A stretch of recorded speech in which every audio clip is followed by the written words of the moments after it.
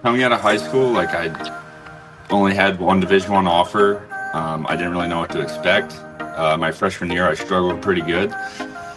After that, I got Tommy John, and I think it's when I was rehabbing that I just learned so much about the game, being out of it and watching from the side, just really learning the whole time, that I picked up so much stuff about the mental game and stuff like that next year when I started playing again, I had confidence that I can play this game at the next level.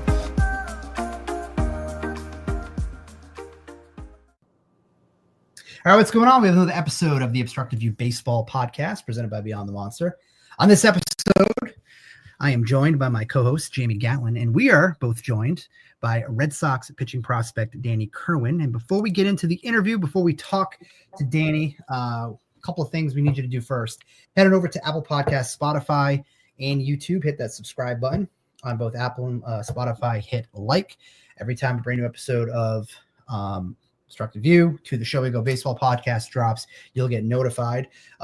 Also, while you're on YouTube, hit that subscribe. You'll be able to watch every single To the Show We Go Baseball Podcast interview with both Ed Hand and Andrew Parker. And every once in a while, Jamie and I will pinch hit and jump on over there. So now that we got that out of the way, we have Danny on the podcast, and we just quickly talked about it before we hit the record button, but it's your birthday today. Happy birthday. Thank you for just taking the time on your birthday to join us on the show. Thank you. So you have any big – I know we talked about it a couple minutes ago. You're still in Arizona, but any big plans for your birthday, whether it's tonight, towards the end of the week? What do you got planned? Nothing planned serious. Probably just hang out with the Red Sox guys here. Maybe go out to dinner tonight. We'll see. Okay. You have go out to dinner. What's your birthday go-to meal? Probably a steak for sure. Yeah. Okay. What size are we working with? The biggest one they got, probably. Went to a steakhouse in Chicago. I forget the name of it. It was not last year, a year before, and had a tomahawk, which was really good. 4 of us, we spent $1,300 there. So it adds up pretty quick with all the sides, the booze, well, mainly the booze. But all right, we'll get into it. So we're going to talk a little about your baseball journey because you came to the Red Sox in a little bit of a different way. So before we kind of get to that part, you went to Rider University. You went for sports management. Why? I guess my first question would be is, what led you to Rider? What led you to choose sports management? And ultimately, what got you into, playing baseball and ultimately getting to pitch for them? Yeah. So out of high school, I wasn't receiving a lot of offers. I think Rider was my only D1 offer, and I had some other D2s in the PSAC. So I thought it was a good fit. It was close to home. I really liked their coach, Barry Davis. And that's what led me going there with sports management. I just love sports. I know if baseball is going to continue or not, I was going to be in the sports world somewhere doing something like that. So I thought sports management was perfect. What would be, what's a dream job? Like when you're done playing, what would be a dream job that you'd like to have within the sports field? Do you want to get into broadcasting? Do you want to get into the media side? Do you want to work with a team? What does that look like for you? Yeah. So a little bit earlier in this year, I started volunteer coaching for Rider because I think that's something I want to do after baseball. And that was good to get my feet wet there. That's definitely something I would do after baseball. And I'll be doing something with baseball my whole life. I love the game. What was that experience being able to, go back and coach and being around, plus you get to kind of take a reflection back. I mean, you're not obviously that far removed from being in college, graduating, everything else, but being able to kind of see people within, basically your shoes kind of doing the same thing. What's it like now to kind of give back to that a little bit and kind of help guide and mold some other, players that eventually could be where you're at now? Yeah, it's awesome. So I played with a lot of those guys too, so it's easy for me to connect with them. And I just try to spread as much knowledge as I can because I had a bunch of knowledge spread on me when I was growing up. So I think, I like helping others, and I think coaching is something that I'm good at. What's the best piece of advice you've ever gotten baseball-wise? Control what you can control. I don't know if that's just baseball. I think that's a lot of other things, but that is the biggest thing for me.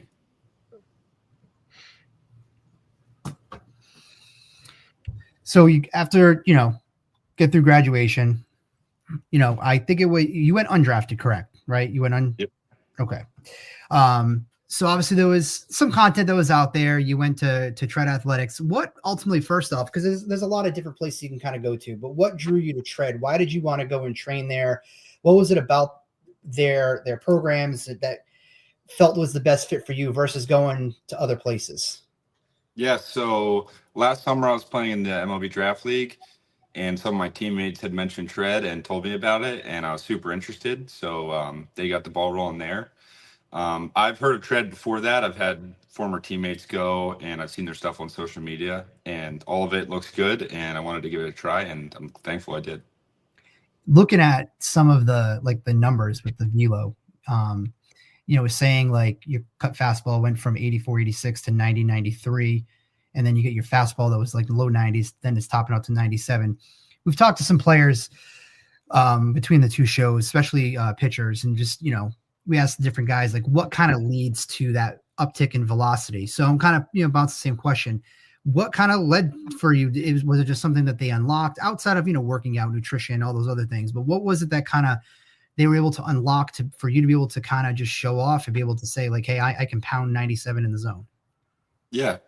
For me, I never did like plyos before I went to Tread throughout college. I did them, but nothing like that was helping me at the time. I thought it was, but nothing that was helping me.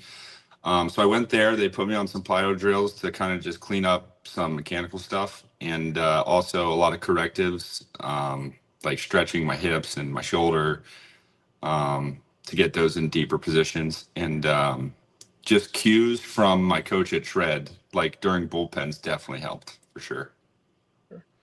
And when you signed with the Red Sox, just take us to that, because I know you signed with the independent league team, right? But you never ended up actually pitch with them before that whole process went down? Yep, I was signed to the Oakland Ballers. Yeah. Never played for them though. Yeah. And what was it, just the process of signing with the Red Sox, and just kind of how that was a whirlwind? So beginning of this year, I was volunteer coaching for 17 games at Ryder, and then about a month before I was supposed to go out and pitch in Oakland, I went to Tread just to kind of have more time to myself in baseball. So I went there, started throwing lives there, started getting my pitch count up because I was supposed to be starting in Oakland. And Tyler Zombro sent my metrics to the Red Sox, and I got a call maybe 2 days after that live from them. You had the video that was on social media that was sent out from one of the coaches. What was that like to kind of just see the reaction from that you just got from that? Obviously coupled with the Sox signing you, that went viral on social media. What was that like for you to just kind of experience that whole opportunity, the whole situation? It was an unreal experience, and today's world, social media is a big help. So getting that video out there and having that blow up, like that was only to help me. So it felt great. Signing was incredible. It's been a dream to play pro baseball my entire life, and to put on a Red Sox jersey, it just means a lot because I looked at them as a gritty team growing up, and that's the kind of person I am. So you go like leading up to signing with the Red Sox,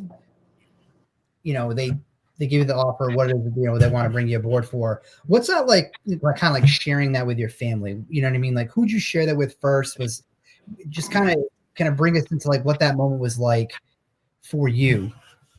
Yeah. So after I got off the phone with the Red Sox, I immediately called my dad. He's been there every step of the way throughout my baseball journey. And it was a moment I'll never forget, being on the phone with him after that. What were some of the biggest adjustments you've made, not just from pitching, but just kind of adjusting to minor league schedule the past year? I learned a lot in Salem this year. Great coaches there. Biggest thing I took away was probably respect your recovery days. Really recover on your recovery days. Don't try and go crazy. Don't try and throw too much. And I think that's helped me a ton through arm care and just arm health. Yeah. Were you somewhere able to explore the cities a lot when you went on road trips? Or did you have any kind of top places that you played at or stadiums? Columbia was nice. Augusta was nice. And Fayetteville was probably my favorite, actually. Fayetteville was definitely top. It's kind of a little about Salem for you this year. You got into 20 games, started 5 of them. What is like your preference though? Do you prefer do you not care? I just want to get in the game, help the team any way that I can. Do you want to develop as a reliever? Do you want to develop as a starter as you begin to kind of navigate through the Red Sox system and then head into 25? Yeah, so going into this year, I hadn't started since I started one summer a little bit, but since high school, really. So going into this year, I thought I would be a reliever off the bat, and then they had me piggybacking early on and told me I was going to start later in the year, and getting adjusted to that was pretty smooth, to be honest, just because I was going to start in Oakland, so my pitch count was already up. But after all this, I think starting is definitely the option I would want to be.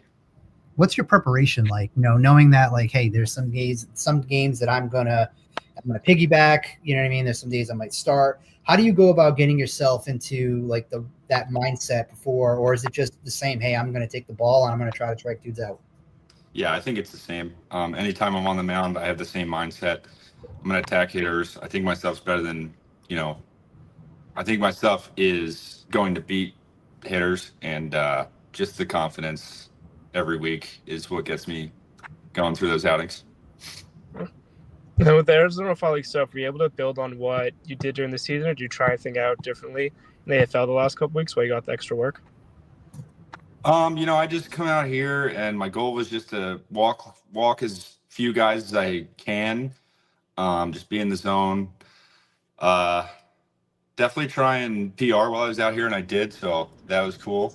And just try and pitch, just try and get better in the zone early, getting hitters out with 2 strikes. All that is stuff that we look at in between outings, and we'll do that from here on out for the rest of it. So yeah. What was that experience been like though, just pitching against some of the top prospects in the game and just getting kind of a different perspective? Yeah, it's cool that I'm out here having success against these guys. Going into this, I was confident in my stuff, and but just taking away that I can get these guys out is definitely a confidence boost heading into next season. When did you find out from the Sox that you were going to go to the Arizona Fall League? Did you find out towards the end of the season? Because from what we gather, you guys found out a little bit earlier, and you kind of kept that tight-lipped. But was that kind of the same? And if so, what was just your reaction to that? Being hey, this is what they think of me. I just signed literally 2 months ago, and now I'm going to be playing against guys that are going to be in the bigs in maybe a year and a half. Yeah. So I think I heard maybe a month left in the season. It was me, Brooks, and Connor Steinball were in Salem, and we went into Liam's office, and Abe's was on the phone, and he was in Greenville's locker room. We're like, oh, we're getting called up to Greenville.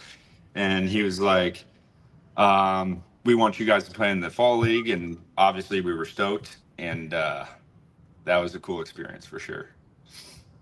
Is this your first time out in Arizona, or had you been there before? First time. Yeah. First time. What's the first impressions? It is beautiful here. It's unlike anywhere else I've ever been, to be honest. I thought the heat would be crazy because it was 113 when I got here, but it's a different kind of heat. It's dry heat. I think it's better than humidity. So that was cool. And there's just so much stuff to do here. You're a fall star this year. It's kind of weird saying that fall star because you say it quick and I don't want to but just kind of share that too. You know what I mean? Because again, I go back and I look at just your journey to get to where you're at right now. Again, you were coaching, and then you're in Salem, and then a month and a half later, now you're in Arizona, and it kind of just shows to the testament of just again your grind to get where you're at right now, and you're checking off all of these accolades. Have you let that sink in though? Literally take a step back and be like, shit, I signed with the Red Sox, I pitched in 20 games in pro ball. Now I'm in the fall league and I'm a fall star. And then next year probably maybe start Salem, but you could be with, Greenville. Like, has all that set in yet? Yeah, I definitely don't think I've let that hit yet. It's obviously awesome to have pitched in 20 games and be a fall star. But right now it's still season time, so my head is just kind of getting ready for my next outing and trying to find ways to get better right now. And what was it like to share that experience you talked about? You heard it with Steinbach, Brooks, get to go to Arizona with guys you've played with and that you knew. It's awesome. I also knew Cooper Adams before because I trained with him at Tread. So there was a couple of guys that I knew. And Caden Rose was also in Salem. He was just after we heard about that. But yeah, it's been great knowing that these guys know me. I know them. It was a comfortable transition to meet the guys that I didn't know too. So, you guys get any opportunities to kind of hit up Arizona a little bit, just kind of get out, experience, yeah, just absolutely being out there? Yeah. On the weekends, we'll go out to Scottsdale. We'll have some fun out there. We hang out like every day, so we're together all the time. We're enjoying this as much as we can, and yeah. You playing? You're a golf guy? Yeah, I was going to say, you doing golf and video games? It seems to be the consensus. If you're not playing Call of Duty, you're out on the golf course. I haven't really played any video games here. Like I said, we're hanging out all the time, so I really don't have time to. But I have golfed twice, and it is insane down here. Yeah. Is it just the views of the course? Because we've talked to a couple prospects who have played in Florida, they play in Arizona. It's always interesting to hear kind of their views of, just golf around the country. Yeah, no, the courses I played out here are definitely nicer than any courses I played before. So I'm glad I got to be able to golf out here. I'm going to shift gears a little bit, just because over the last, 2 years of us podcasting, anybody can just go, they can Google your name, we can look at your stats, we can look at this, look at that. Kind of want to just, talk about, again, like you had, and there's a lot of people, professional athletes, that have a similar path than you. They may not get drafted and they take a different route to get to where they're at. At the end of the day, you're where you're at. What would you say, like, through your baseball career, and I'm even going back, you can go back to high school if you need to, did you have any difficulty ever just staying motivated, just being like, hey, this isn't for me, or I can't, or did you just no, I know the eye on the prize, I'm going to get there? What did that look like for you? Because I'm curious, because I'm sure there are guys that are just it's just not attainable, and they hang it up, and it's just kind of your thoughts on that. Yeah, so coming out of high school, I only had one Division I offer. I didn't really know what to expect. My freshman year, I struggled pretty good. After that, I got Tommy John, and I think it's when I was rehabbing that I just learned so much about the game, being out of it and watching from the side, really learning the whole time, that I picked up so much stuff about the mental game and stuff like that next year when I started playing again, I had confidence that I can play this game at the next level. It's going to take a lot, obviously. Being at Rider, it's a small school, and not a lot of guys have been drafted out of there, but I kept my head down. I just got to work, and after my last year at Rider, or maybe even in the middle of it, is when I knew at some point I'm going to get an opportunity, just because of how good I'm pitching and where the velo's at and all that. But yeah, I wouldn't say that I knew I was going to play pro ball until probably then. So how would you say that you've grown as a pitcher, just now that you have some experience under your belt with Sam AFL, kind of, compared to when you first signed? Yeah, so for me, like I said, the mental game is the biggest part of pitching, in my opinion. So I think, every day I try and get better mentally. I think I have a ton since my last season in college, and just being in the zone more. I've been in the zone as much as I have in my entire career up to this date, and just continuing that. And yeah. How have you kind of embraced the analytics side of it with the Red Sox? Because obviously that organization is hyper focused on the analytics. It's part of a massive tool to develop pitching, which is something that this org has not done a very good job of in a really long time. Has it come easy to you to kind of understand that? Guys we've talked to, some of them have had some challenges. Others, it's, they're there's no issues. What's been your takeaway from all of the analytics side from the Sox? Yeah, I think it's all great. I think it's all super important. If it weren't for Tread, I would have no idea what they're talking about. So I'm glad I was there and I got like the rundown on TrackMan, metrics, all that. So when they talk to me, it's not like foreign language. I do know a decent bit about metrics and stuff. So yeah, that definitely helps. All right, we'll go into like the one-off side of the questions, kind of, and then go from there. So, what how about, can you share like a funny moment, whether it was on or off the baseball field, whether from college or even now? Could be, whether it's baseball, could be sport, any sports. Just a funny moment in general. It's a funny moment that you've gone through, you know.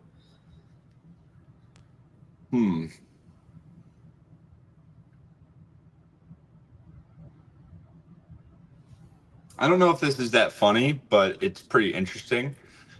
When I went to go get my physical in Florida, there was a player there that played in my conference, and I had no idea he was getting signed to the Red Sox as well. So, like, I was like, hey, what's up, man? You're getting signed too? And we got signed on the same day, and he was the pitcher for Fairfield, Mike Sansone. So, yeah, going into that with him was cool. What, if I think it's something funny, though, I'll say it. Yeah, drop it down. Yeah. If you could switch places with any athlete, whether it doesn't even matter the era that they whether it's baseball, football, basketball, who would you choose and why? Nolan Ryan, for sure. He had some pretty cool moments as a baseball player that I think would be pretty cool to experience. So I think that's the first name that came to my head, like right off the bat. So I think for sure him. That fight that he had with, I would like to be a part of that for him dropping the name. But yeah. Okay. Who are some of the guys you watched growing up? You mentioned Nolan Ryan, but who are some, your favorite pitchers to watch? Cole Hamels was my favorite pitcher growing up, and then Cal Ripken Jr. is my favorite player ever. I never watched him play, but his Iron Man, like playing all those games in a row, like that's gritty, and it's totally respectable. So Cole Hamels is one guy that I wish the Red Sox would have acquired at some point during his prime, because I love watching southpaws pitch. There's just something about like the delivery, sometimes how the ball comes out of their hand.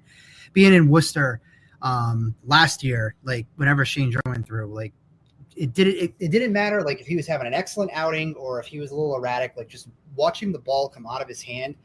A lot of times it's just the lefties, just I don't know what it is. Maybe it's because I'm a right-handed. I threw right-handed and just so used to kind of seeing that. But Cole Hamels was one of those arms that I just felt like the Sox should have traded Blake Swihart years ago. Had an opportunity. It didn't happen.